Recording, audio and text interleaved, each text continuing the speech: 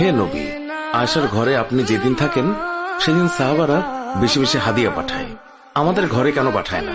কালকে জুম্মা নামাজের পর ঘোষণা দেবেন সবার ঘরে যেন এক সমান হাদিয়া আসে। নবী বললেন, আমি এটা পারবো না। কে হাদিয়া দেবে, কতটুকু দেবে, এটা কি ইমাম সাহেবের কাজ? ইমাম সাহেবের বাসায় কে কি দেবে সেটা যারা দেবে তাদের ব্যাপার।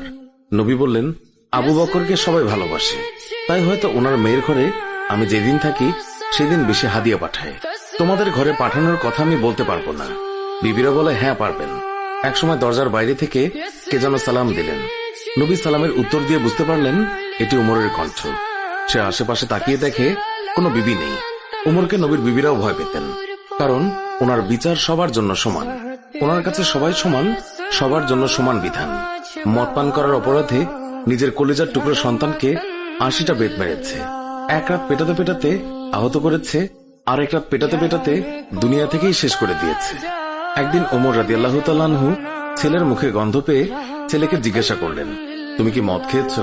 ছেলে বলে, না বাবা, আমি নবীজ খেয়েছি।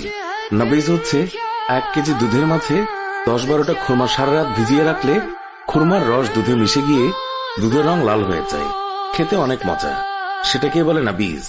কিন্তু এক রাতের বেশি ভিজিয়ে রাখলে সেটা নেশা দ্রব্যে পরিণত হয়। ওমর রাদিয়াল্লাহু তাআলা আনহুর ছেলে ৪ রাত ভিজিয়ে রেখে তারই স্বাদ নেয়ার জন্য খেয়েছিল।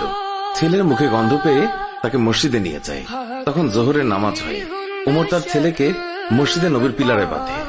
ইমাম সাহেব নামাজের সালাম ফেরানোর পর ওমর রাদিয়াল্লাহু তাআলা আনহু বলেন, নামাজের পর সবাই থাকবেন, গুরুদণ্ড আছে।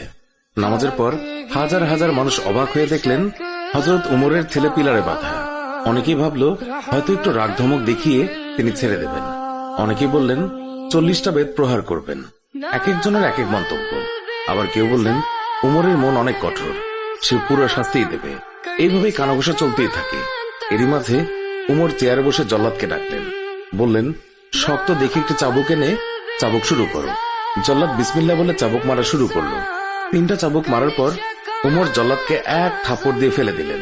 উমর রাদিয়াল্লাহু তাআলা আনহুর কাছে জল্লাদের চাবুক মারা পছন্দ হচ্ছিল না, তাই তিনি নিজেই চাবুক মারা শুরু করলেন। এক একটা চাবুক পরে আর মসজিদের বারান্দা ফোঁটা ফোঁটা রক্তের দাগে ভরে যায়। মদিনায় উমরের চাইতে শক্তিশালী আর কেউই ছিল না। ছেলে চিৎকার দিয়ে বলে, আবার মদ খাবো না, আমাকে মাফ করে দাও। কিন্তু উমরের কঠোর মনে কোনো দয়া হলো না। এবার আবু সাহামার মা উমরের পা ধরে বললেন, আমার ছেলেকে আর মারবেন না।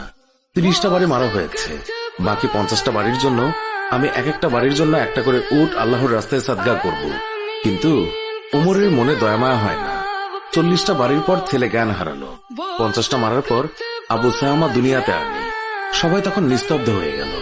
উমর রাদিয়াল্লাহু তাআলা আনহু রাগে গড়গড় করতে করতে বললেন, গোসল দে, জানাজা দে, কবর দে।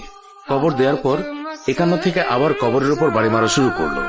এইভাবে ৮০টা বাড়ি শেষ করলো। শেষ করে আল্লাহকে বললেন, হে আল্লাহ, আমার ছেলে হওয়ার কারণে আমি বিচারে কোনো ছাড় দেইনি, একটা চাবুকের বাড়িও কম দেইনি। কিয়ামতের দিন তুমি আমাকে জালিমদের কাতারে দাঁড় করাতে পারবে না। আমিন।